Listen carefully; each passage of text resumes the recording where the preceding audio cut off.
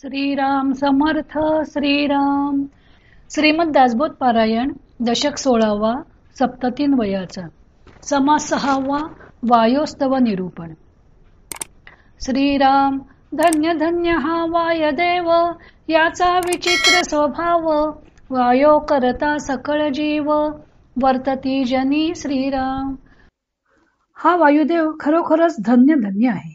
याचा स्वभाव जरा विचित्र आहे. या वायूमुळे या जगात सर्व जीव जगत असतात. वायो करिता श्वासोच्छ्वास, नाना विद्यांचा अभ्यास. वायो करिता शरीरास, चलन घडे श्रीराम.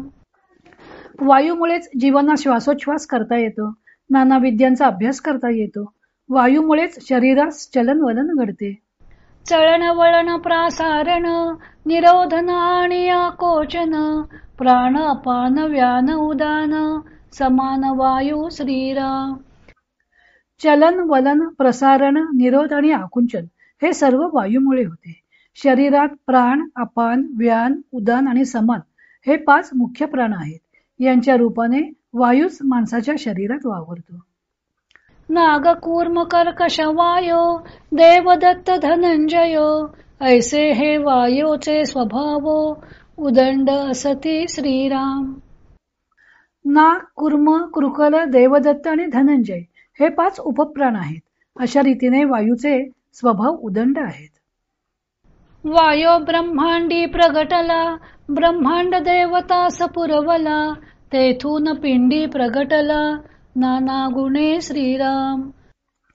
प्रथम वायू ब्रह्मांडात प्रकटला. तेथे ब्रह्मादी अनेक देवता निर्माण झाल्या. नंतर तो अनेक प्रकारांनी पिंडात प्रकटला. स्वर्गलोकी सकळ देव, तैसेची पुरुषार्थी दानव. मृत्यूलोकीचे मानव, विख्यात राजे श्रीराम. स्वर्गलोकातील सर्व देव, तसेच पुरुषार्थी असे दानव, मृत्यूलोकातील मानव आणि इतर प्रख्यात राजे. नरदेही नाना भेदे, अनंत भेदाची श्वापदे. वनचरे जलचरे आनंदे, क्रीडा करीती श्रीराम. नरदेहातील अनेक भेद, अनंत भेदाची श्वापदे, वनचर जलचर प्राणी वगैरे या वायूमुळेच आनंदात क्रीडा करत असतात. त्या समस्तामध्ये वायो खेळे, खेचर कुळ व घेचळे. उठती वन्हीचे उबाळे, वायो करिता श्रीराम. या सर्वांमध्ये वायू खेळत असतो. सर्व पक्ष्यांचे समुदाय हे वायूमुळेच उडतात, हालचाल करतात. आगीचे लोळही वायूमुळेच उडतात. वायो मेघाचे भरण करी, सवेच पिटून परते सारी. वायो ऐसा कारभारी, दुसरा नाही श्रीराम. वायूच मेघांना आकाशात भरतो, नंतर स्वतः त्यांना झोडपून दूर सारतो. वायूसारखा कारभारी दुसरा कोणी नाही. परी ते आत्मयाची सत्ता, वर्ते शरीरी तत्वता. परी व्यापकपणे या समर्था, तुलना नाही श्रीराम. शरीरातील वायू हा अंतरात्म्याच्या सत्तेत त्याच्या इच्छेनुसार वागत असतो. पण बाहेरील वायू व्यापक आणि स्वतंत्र असल्याने त्याच्या सामर्थ्याला मर्यादाच नसते. गिरीहून दाट फौजा, मेघ उठिले लोक काजा. गरजो गरजो तडक विजा, वायो बळे श्रीराम. पर्वताच्या शिखरा वाचून मेघांच्या दाट फौजा लोकांच्या कल्याणासाठी वायूच एकत्रित करतो. वायूच्या बळानेच मेघ गर्जना करू लागतात, विजा तडकू लागतात. चंद्र सूर्य नक्षत्र माळा, ग्रहमंडळे मेघमाळा. ये ब्रह्मांडी नाना कळा, वायो करिता श्रीराम. या ब्रह्मांडातील चंद्र सूर्य नक्षत्रमाला ग्रहमंडळे आणि मेघमाला इत्यादी नाना कळा वायूमुळेच होतात. एकवटले ते निवडेना, कालवले ते वेगळे होयेना. तैसे हे बेचाड नाना, केवी कळे श्रीराम. वायूमुळेच पंचमहाभूते एकवटतात. ती वेगवेगळी निवडून करता येत नाहीत. त्यांचे मिश्रण झालेले असते, ते वेगळे होऊ शकत नाही. याप्रमाणे हा सगळा गुंता झालेला असतो. तो कसा करणार? वायो सुटे सरारा, असंभाव्य पडती गारा. तैसे जीव हे नीरा सरीसे पडती श्रीराम. मोठा सोसाट्याचा वारा सुटला की असंभाव्य गारा पडू लागतात. तसेच त्या पाण्याबरोबर अनेक जीवही पडतात. वायू रूपे कमळ कळा तोची आधार जळा तया जळाच्या आधारे भूगोळा शेषे धरिले श्रीराम. कमळाला जसा देठाचा आधार असतो तसा जल, भूगोल आणि शेष इत्यादींना वायूचा आधार असतो. शेषास पवनाचा आहार आहारे फुगे शरीर तरी मग घेतला भार भूमंडळाचा श्रीराम. वायू हा शेषाचा आहार आहे. त्या वायूने शेषाचे शरीर फुगते आणि मग तो भूमंडळाचा भार सहन करू शकतो. महाकूर्माचे शरीर भले नेणो ब्रह्मांड पालथे घातले येवढे शरीर ते राहिले वायोचे नी श्रीराम. महाकूर्माचे शरीर भले मोठे असते. त्याच्याकडे पाहिले की ब्रह्मांडच जणू पालथे घातले आहे की काय असं वाटतं. ते एवढे प्रचंड शरीर वायूमुळेच राहते. वारा हे आपुले दंती पृथ्वी धरिली होती तयाची एवढी शक्ती वायू बळे श्रीराम. वराहाने आपल्या दाढांवर पृथ्वी धारण केली होती. त्याला वायूच्या बळानेच एवढी शक्ती लाभली होती. ब्रह्मा विष्णू महेश्वर चौथा आपण जगदेश्वर वायू स्वरूप विचार विवेकी जाणती श्रीराम. ब्रह्मा विष्णू महेश्वर आणि चौथा स्वतः जगदीश्वर हे सर्व वायू स्वरूपच असतात. हा विचार विवेकी जाणतात.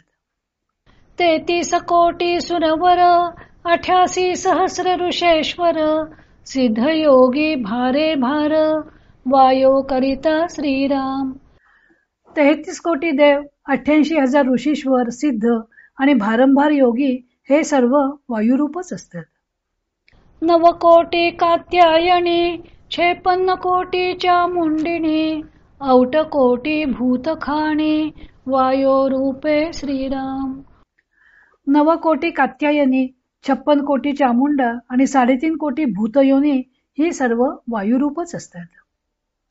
भूते देवते नाना शक्ती वायो रूप त्यांच्या व्यक्ती नाना जीवनेनो किती भूमंडळी श्रीराम. भूते दैवते नाना शक्ती यांचे देह वायुरूपच असतात. या भूमंडळावर असेच किती वायुस्वरूप जीव आहेत हे कोण जाणणार. पिंडी ब्रह्मांडी पुरवला बाहेर कंचुकासन गेला सकळा ठाई पुरवला समर्थ वायू श्रीराम. पिंड ब्रह्मांडाला पुरून वायू बाहेरून आवरण करण्यास गेला आहे. असा हा वायू समर्थ असून सर्वांठाई पुरून उरला आहे.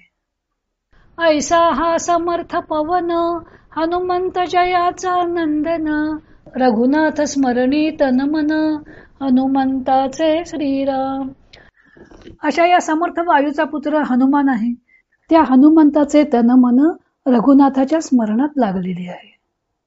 हनुमंत वायोचा प्रसिद्ध पित्या पुत्रास नाही भेद मनोनी दोघेही अभेद पुरुषार्थ विशी श्रीराम. हनुमंत हा वायूचा प्रसिद्ध पुत्र असून पिता पुत्रात भेद नाही म्हणून पुरुषार्थाच्या बाबतीत दोघेही समानच आहेत. हनुमंतास बोली जे प्राणनाथ येणे गुणे हा समर्थ प्राणे वीण सकळ व्यर्थ होत जाते श्रीराम. हनुमंताला प्राणनाथ म्हणतात. यावरून त्याचे सामर्थ्य किती आहे हे कळून येते. एक प्राण नसेल तर सर्वच व्यर्थ जाते. मागे मृत्यू आला हनुमंता तेव्हा वायू रोधला होता सकळ देवांचा अवस्था प्राणांत मांडिले श्रीराम. पूर्वी सूर्यबिंब ग्रासण्यास गेला असता हनुमानाला इंद्राचे वज्र लागून मूर्छा आली. तेव्हा हनुमंताचा मृत्यूच ओढवला असता. पण वायूने सर्वांच्या प्राणांचा निरोध केला आणि त्यामुळे सर्व देवांची प्राणांत अवस्था झाली. देव सकळ मिळून केले वायूचे स्तवन वायू प्रसन्न होऊन मोकळे केले श्रीराम. तेव्हा सर्व देवांनी मिळून वायूचे स्तवन केले. वायूने प्रसन्न होऊन सर्वांना मोकळे केले. म्हणून प्रतापी थोर हनुमंत ईश्वरी अवतार, याचा पुरुषार्थ सुरवर पाहातची राहिले श्रीराम. तेव्हा सर्व देवांनी हनुमंतास अनेक वर दिले. म्हणून असा हा थोर प्रतापी हनुमान म्हणजे ईश्वरी अवतारच आहे. सर्व देव थक्क होऊन याचा पुरुषार्थ पाहतच राहिले. देव कारागृही होते हनुमंते देखिले अवचिते, संहार करूनी लंके भोवते विटंबूनी पाडिले श्रीराम. देव रावणाच्या कारागृहात होते. हे हनुमंताने पाहिल्यावर त्याने अकस्मात अनेक राक्षसांचा संहार करून त्यांची विटंबना करून त्यांना लंकेभोवती फेकून दिले. उसिने घेतिले देवांचे मूळ शोधिले राक्षसांचे, मोठे कौतुक पुच्छकेताचे आश्चर्य वाटे श्रीराम. रावणाने देवांना दिलेल्या कष्टाचे हनुमंताने उट्टे काढले. त्याने राक्षसांची पाळेमुळे खणून काढली. या पुच्छकेतूच्या पराक्रमाचे मोठे आश्चर्य आणि कौतुक वाटते. रावण होता सिंहासनावरी, तेथे जाऊन ठोसरे मारी, लंकेमध्ये निरोध करी उदक कैचे श्रीराम. रावण सिंहासनावर बसला असता तेथे जाऊन हनुमंताने त्यास ठोसे मारले.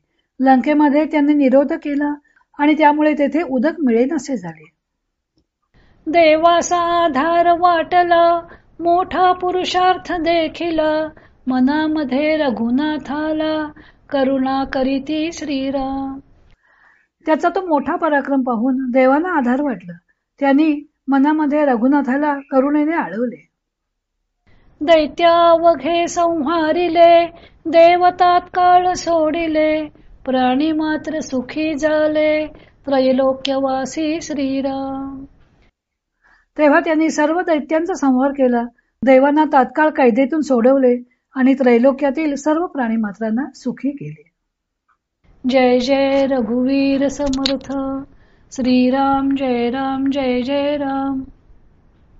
इति श्री दासबोधे गुरुशिष्य संवादे वायोस्तव निरूपण नाम समास 6वा समाप्त.